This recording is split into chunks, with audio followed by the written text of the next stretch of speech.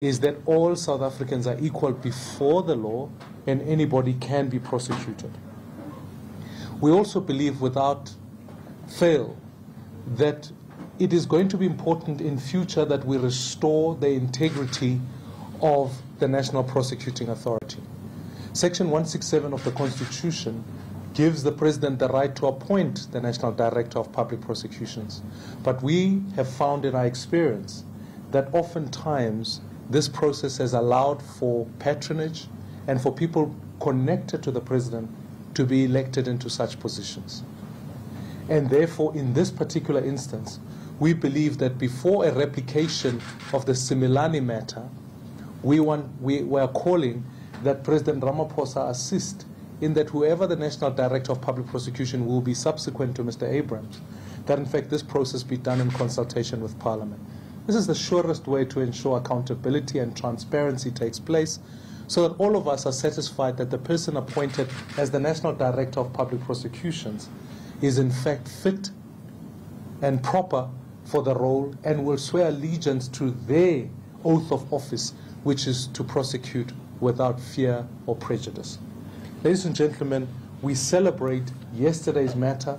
We will now be urging furthermore that this prosecution takes place without delay, that in fact, in the interest of the rights of even Mr. Zuma himself, that this matter not be delayed any further. Many of you will note that through a secret agreement between the presidency and Mr. Zuma, there was an agreement to pay for Mr. Zuma's legal fees. This, as I asked him in his last question and answer session, I asked him the question, how much are these legal fees? And he simply refused to respond to that question, protected primarily by Balegambete. We then threatened legal action against the presidency, to which subsequent to that we were given the figure of 15 million rands in this matter. Why this issue is absolutely crucial is because there can be no secret deal with a private citizen to use state resources. Otherwise, all of us must be entitled to legal protection from the state. The president was facing these charges, or former President Mr. Zuma was facing these charges as a private citizen. The case was the Democratic Alliance versus Mr. J.G. Zuma. Therefore, in this instance, we believe a number of things must take place. Firstly, we must stop with immediate effect the payment of legal fees for Mr. Zuma. Secondly, we must ensure that we recoup the money that has been wasted in this particular case, and that ultimately the presidency must make transparent the agreement they reached between themselves and Mr. Zuma to be able to finance these. We believe that that agreement would in principle be unlawful and irrational, and therefore if the president does not give us sufficient reason, if Mr. Ramaphosa does not give us sufficient reason, we will then take this matter on review. Federal Executive also considered a number of matters. One, as many South Africans have been engaged in the discussion around land, I think it's important for us to be clear that the DA believes that the Constitution is not the impediment to an acceleration of land reform. We stand with former President Kgalema Motlanthe that in fact the challenges there are about the capability of the state, corrupt officials, and that ultimately a lack of budget that goes into the program of land reform. We've already tabled our proposal on this issue, and we believe that the collaboration between the ANC and the EFF should not be something that South Africans take for granted. We must ensure that there's a better acceleration of this program. We must ensure without doubt that the people of this country know that we want South Africans to own land in their own right. We would certainly not support a view that says that the state should be the owners of the land. For the moment you devalue property rights, you end up in a space where in fact poor people are most impacted, and that investment dries up, and furthermore you replicate what has been a historical injustice of the destruction of wealth transfer from one generation to the next upon black South Africans. And we as a Democratic Alliance believe without doubt that property rights are something that must be applicable to all South Africans, as Section 25, Clause 1 says, which in fact that no one may be deprived of the right to own land. And therefore, this is something that all of us must be engaged with, black and white, to ensure that we accelerate the program of land reform. Federal Executive also spent an amount of time looking at the registration weekend. We would deem and congratulate the IEC for being able to put together the weekend of address harvesting. It was also crucial that the DA had a nearly universal coverage at all 22,000 voting stations across the country. And in next year's election, we believe that we will achieve, as the only party to achieve universal coverage across the whole country, being able to capably match what any other party is able to do in this country. We also, as a modern political party, have adopted the use of digital campaigning, and therefore, as you would have noticed, we launched an application called check.da.org.za, which in fact managed to capture just under 500,000 voters who were able to check their details and be able to get, and others be able to register afresh for the next elections. And it was very encouraging for Federal Executive that in provinces that we have shown great prominence in Gauteng, Western Cape, Northern Cape, and the Northwest, that these results are demonstrating that people are coming on board to check their details, to register with the DA, and ensure that they prepare themselves for the 2019 election. I want to continue to urge young people especially that they must continue to go register for the elections, because ultimately 2019 is about their future as we continue to fight for South Africans who are excluded. Federal Executive also noted the progress being done towards the DA's Federal Congress. Many of you would know DA's Federal Congress will be held on the weekend of the 7th and 8th of April in Tshwane. It's a historic Congress in that it will be held in a DA-led municipality, and it's good to have the mayor of the city of Tshwane here with us, who will then be hosting the event that will be taking place on that day. Furthermore, we will ensure that it will be probably the biggest Congress that DA has ever hosted and the most diverse Congress that DA has ever hosted. This will have delegates from all 9 provinces and will focus on a number of issues that say, what does the DA's future look like? We will adopt a number of constitutional amendments, but there are also a number of proposals that have been put on the basis of policy.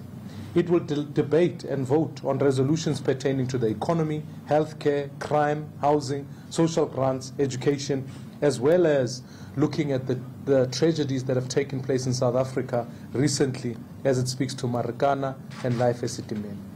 I believe, ladies and gentlemen, as the party we have the responsibility to also deliberate on issues that in fact and what solutions we can put as we note some of the tragedies that have occurred. It's key that also to announce to you that tomorrow the Democratic Alliance will have the finalization of all the lists as to who are the nominees or people who have accepted nomination to stand for positions at the DA's Federal Congress coming up. And our Chief Electoral Officer will be Anshandrea, who will then tomorrow make an announcement about who the delegates are. May I highlight the fact that, furthermore, we've had to look closely at some of the challenges that we face at local government. The DA governs for 16 million South Africans across the Western Cape and Gauteng, and we have municipalities in Limpopo and Northern Cape and the Eastern Cape. So it then is important for us to reflect deeply on what the state of governments are a year and a half or 18 months post the electoral cycle. Our view on this matter is such that our governments have performed exceptionally well. They now face some deep challenges. The first challenge is obviously that there's been a significant cut in spending, in budget allocations that have been given to cities. For example, the city of Johannesburg has suffered a rand value decrease of 700 million rands in funding from national government, with national grants down by 12% and the urban settlement development grant down by 5%. This will have a profound impact on how the city is able to deliver on basic infrastructure like housing, in communities. What we are wanting to establish is whether these cuts that have taken place across DA-led metros will also have the same impact in other metros that are ANC-led. We've also seen that there's been a significant cut in frontline services. These have seen how already 2,000 SEPS personnel will be cut, with real consequences to crime fighting. We have no doubt that this will extend to health services too, and when you are facing crises such as listeriosis, etc., it becomes an untenable working condition that our nation's excellent nurses and doctors work in. And therefore, with the conditional grants being cut to our metros and being slashed, it becomes a situation where this recent tabled budget poses a significant threat to the delivery of basic services. We also want to congratulate the DA-led Western Cape government in their report, where they confirmed that in fact unemployment has remained steady. We still boast the lowest unemployment in the country. That investment in the Western Cape, despite the drought, has shown that we are focused now on new economies such as green economies, and we will ultimately, as we learned what it is to diversify energy supply, we will also undertake a new economic growth around water augmentation. Ladies and gentlemen, still speaking about government, it's very clear that we face a real threat in Nelson Mandela Bay. Federal Executive invested a significant amount of time looking at the challenges in Nelson Mandela Bay. We hold that that government has done an incredible job.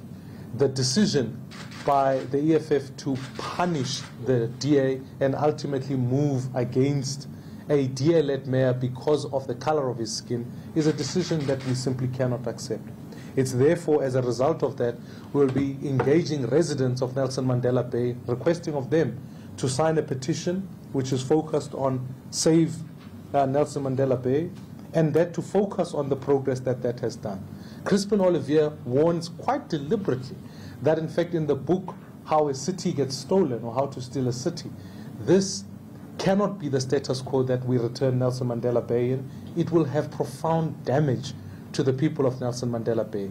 But we also believe that this has been a government that has delivered across multiple areas, and we're proud of the leadership that has been provided there. Just looking at the campaigns that the DA will be looking at, we have already started a campaign against VAT hike. Now, the national government, the ANC-led government, has introduced a 1% hike in VAT. I want to note the fact that the legislation that has been used to do so is the Rates and Monetary Amounts and Amendment Revenue Laws Bill, which in fact gives legal effect to the 1% VAT hike. We will, going into Parliament before this law is voted in, oppose the 1% hike. We are of the complete view that this is a hike that will damage poor South Africans. It will ultimately ensure inflation is on the rise. Coupled with the 52 cents increase in fuel, this will mean a punishment against poor people for the ANC's mismanagement of the economy over the last number of years. We have made a number of proposals as to where these cuts can come from so that we achieve a fiscal balance without punishing poor people. The constituency the ANC is most fearful of challenging is the constituency that is in government, that is protected as government employees. If you just simply froze just even the hike or increase in the number or in salaries of those government employees, we could be able to achieve a fiscal injection of over 50 billion rands. Furthermore, the adjustment around state-owned enterprises and ultimately ensuring that government wasteful expenditure around corruption is curbed will achieve the net effect of making sure that we don't have to punish poor people for the ANC's mismanagement. The last campaign will be focused on, this is a month of human rights. South Africa has a proud history of human rights. As a country, we stand up for the rights of all citizens. And now, more than ever, we should stand up for the rights of our students. South Africans and children who go to school have found themselves being the most vulnerable through abuses taking place by teachers, etc. So now what we are launching is the issue of the Safe School campaign, which will begin this coming Tuesday in Tshwane. This seeks to bring the plight of learners at the forefront of the government's agenda. As we saw that the issue of education pertains to how we build proper infrastructure so we don't have children dying in pit latrines. This is completely unacceptable in the democratic South Africa that we live in today. And equally so, I cannot as a parent sit here and say while my child goes to school, they must also be victims to sexual predators who are in schools. This is completely unacceptable, and as a country we should stand together and make sure our schools must be safe.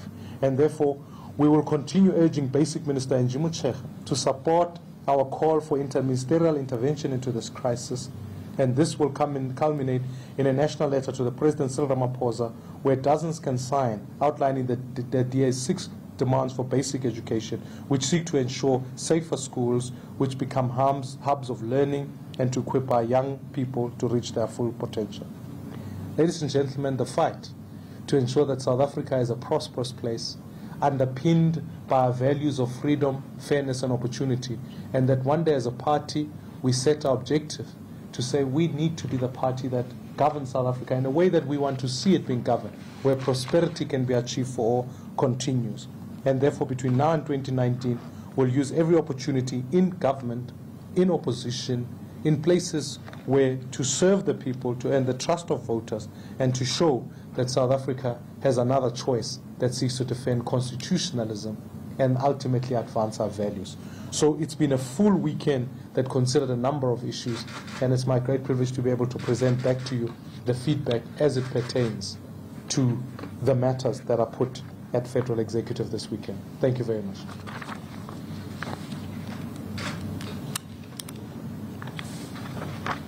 Dingatata imibuzo dipojo yenige frae. Yes, sir. There is a article that's just come out. Tell me if it's appropriate to address this here or at tomorrow's briefing, rather, about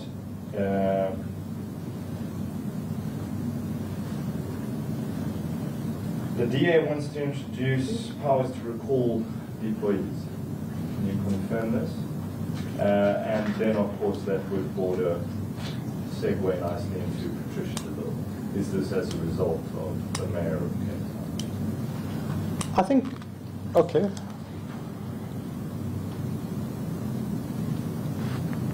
Yes, sir. I want you to know SABC. If you could also tell us the latest as far as the Patricia issues concerned, just to add from what Michael is saying. Maybe James will take that. Yeah, boy, Mama. You spoke briefly around the issue of the water crisis in Cape Town.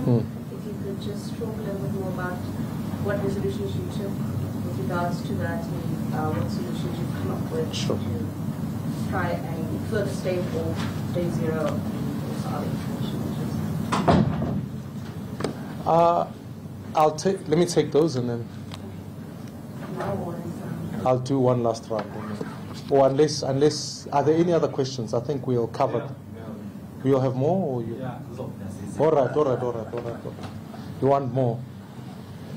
First and foremost, I think as a growing party and a party of government, it's important that you always keep reflecting on how you interact with public reps you send to government. We always make sure that there's a very important principle of the separation of party and state.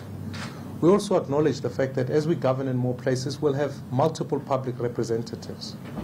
And therefore, our constitution needs to be able to keep up with what has been happening. The clause that has been moved, if I understand it within the constitution, ensures that as we build through disciplinary processes, as we build through holding our mayors accountable, that there also be an opportunity for the party to be able to say, having gone through due process, how then do you ultimately hold your public reps accountable should they choose not to subject themselves to party processes?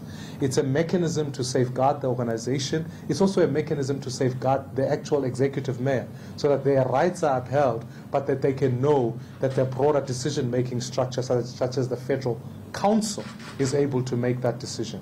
And that amendment to the Constitution is necessary. It will come before Congress delegates, and I think the decision will be taken there. I think James will speak a lot more about Patricia de Law about that matter. Suffice to say, Nosinto, when it comes to the issue of defeat day zero, I think it's been an exceptional success on the city of Cape Town. Day zero is a national issue. I think, ladies and gentlemen, we must never lose track of the fact that there are many municipalities across the country who have run out of water. And I believe as South Africans, we need to adopt a new relationship with water. It's a scarce resource, and we need to protect it. What cannot be overstated is the fact that when it came to the city of Cape Town, a number of issues were brought into account. The first being that as we asked the city to call upon residents of Cape Town to reduce their consumption, it is a historical moment in the fact that the city of Cape Town, in partnership with the people of Cape Town, have reduced consumption for what would on average be 1.2 billion litres of water per day, and have reduced it now to averages of 510 or 511. This means cumulatively that residents have to use 50 litres of water per day. And I think no other city internationally has been able to achieve that, in fact, and I think it's a great thing for the residents of Cape Town to have come on board. Furthermore, we monitor and ensure that cities are able to ensure that there are no leaks that take place. So Cape Town, comparatively to other cities, that's including non-revenue water, sits at 14%. Other cities, the national average is at 37%. We also welcome the initiative about other water augmentation systems. So the desalination process is on the go. We will then urge that heading towards 2020 and 2021, that the city on balance can procure more desalination so that we can augment further the city's resources.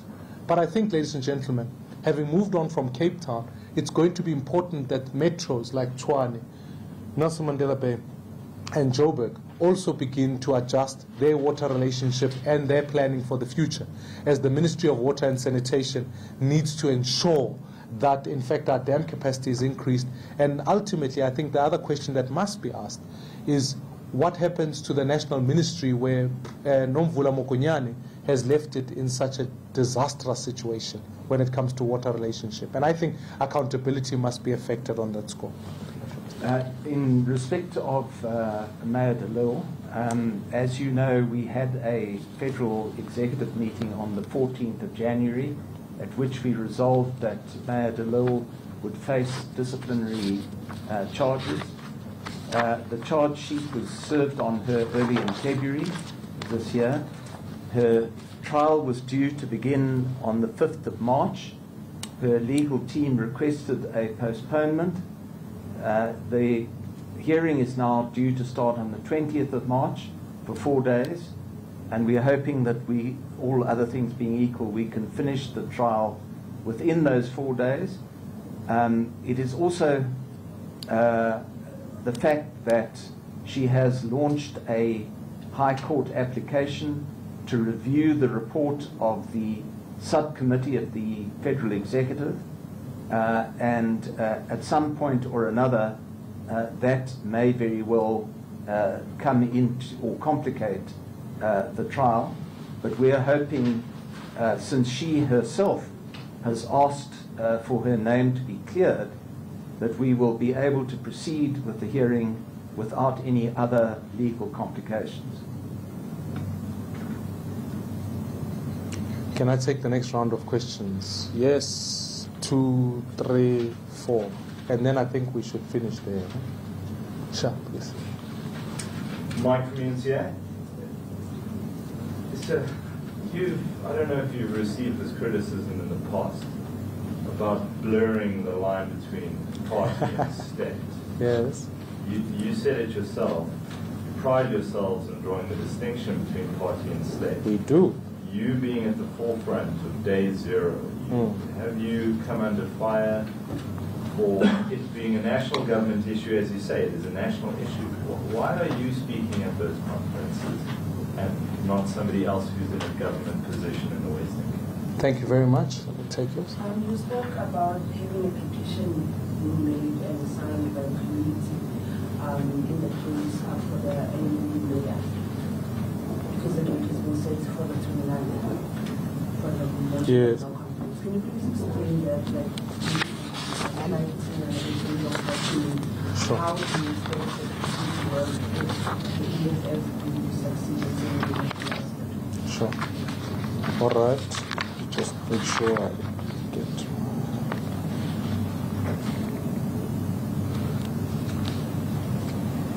Right. There's another question. Mr. Maimane, I would like in layman terms to explain what's the difference, what is the argument that the DA has when it comes to land reform between EFF and the ANC, because we do have different discrepancies. Also, I would like to ask about how you're talking about having a campaign ahead of the 2019 elections. Is this campaign pro-black or is it pro-elitist? Because Where are you from? I'm from Jacaranda. Okay. Is it pro-black or is it elitist? Because now, when you talk about the fact how the black society has been saying that they do not see the difference they've been living in this economy that is not transforming. So I just want to understand what's the campaign. Steve? Similar from just wanted to know if you discussed any reforms in terms of the policies with regards to the composition of delegates that go to Congress. Right. Mike, as a party, we ensure that public representatives that are sent to government account. It would be amiss of me as leader of the DA to simply say, let people be elected and then we'll see you at the end of 5 years. That's not what separation of party and state means. Where there's an influence in party and state is when I would go to Tshwane or to Joburg or to Nelson Mandela Bay or to Cape Town and begin to direct the officials and direct the operations. That is an influence. And we've already learned our lesson through that. We saw already that even certain officials in certain cities were being appointed through party processes. That is wrong, and that influences that role. What I sought to do in the city of Cape Town was to say, we have a caucus there, we have a leadership there that has got the deputy mayor and the MACO member responsible for water, coupled with we have a premier there. So as the citizens of Cape Town were facing this looming challenge of having day zero, there is nothing wrong with me calling the public officials of the DA, bringing them on board and saying, as a party, here's my challenge. What is the response appropriately? You must go to government and do the work that you have to do. And therefore, when the citizens feel like we're not getting the right information, it is incumbent upon me as leader of the DA to say, on behalf of the citizens that have elected you to government, what action must we take here? And therefore, I believe it brought clarity to the issue. It brought a communication platform that forced that encouraged residents to save water. And I think today we sit in a different situation than where we were back then. And I think what must be applauded is that I didn't speak on disaster management because disaster management is a competence of the province and the province has executed that mandate. I asked the city to focus on its own augmentation plans, and it did. And I think in future it's an important lesson to learn that perhaps in leadership and when it comes to accountability, when I go to the voters and I say the DA will bring resilient, sustainable cities, that in fact I must always make sure that our public reps that do that work account on that basis. You raised correctly the question of the petition. It will be online and it will be put in communities. And communities must come together in Nelson Mandela Bay and sign them. This petition, we believe, it will be the clearest demonstration to people to say, let us support this government. We can't go to elections. But one election that proves the point that we want to make is the fact that in Ward 1 of Nelson Mandela Bay, that has a university within it, actually the DA got 92%. An expression of confidence in that government, where in fact other parties got below spoiled ballots, including the EFF. Therefore, what we are simply asking for the people is to go to nmbprogress.co.za They can complete the petition there. It will also be available in our public reps. And we want to urge the councillors, the colleagues there, to say we have an opportunity here to show people that coalition governments work, coalition governments deliver for people. And I still would urge, I'm open to a discussion with any political party to say how do we deal with these issues in a way that says the race of Ethel Trollip has never changed. Our policy, in fact, the insertion of Section 25 into the Constitution was inspired by the DP in 1995 to ensure that we still have maintained consistently the idea of private property rights. That has never changed. For us to change it today so that we can remain in government would be the betrayal of principle. So just like I'm not asking the EFF to depart from their policy, and the ANC, who have already changed their view on this matter, that's not what we are going to do. We have remained consistent and will continue to do so in the interest of the citizens of South Africa. Now, Nkosiam, you ask a very important question. The Constitution of the Republic says South Africa will belong to all who live in it, black and white. When you run a campaign, you run a campaign for all South Africans. Our campaign is going to be focused on South Africans who are left behind, because it's a campaign around the economy. It's a campaign that says, born out of our values of freedom, fairness, and opportunity, how do we look after South Africans who are left out? Now, to your question, you ask me, is it about the elite or is it about black South Africans? I think it's about South Africans who are left out. And the majority of those South Africans are black. They live in rural communities. They are poor. And we've got to work hard at ensuring that we build an inclusive economy that is attractive to them. So this election is about jobs, is about building a government that delivers for poor people. Now, when you look at all of our governments and you look at the budgets that have been tabled recently, you'll discover very quickly that the majority of them have delivered towards poor South Africans. They look after them. That's why even in cities that we govern, you can ask the mayor of Tshwane, we've already tasked a program that says, may your budget reflect the fact that we look after South Africans who are left out. It's true in Joburg, it's true in NMB, it's true in the city of Cape Town. Because I believe that true freedom will come when all of us as citizens enjoy the freedoms of society. So the freedoms that are guaranteed to us. And ultimately, we must ensure that that is the long-term objective of this election. So I think we must not get ourselves into racial polarization where it's a choice between one race versus another. It's a party that stands for all South Africans. And that's why it's great when you look at the DA, in that the DA is a party that can stand for black, white, Indian, and colored.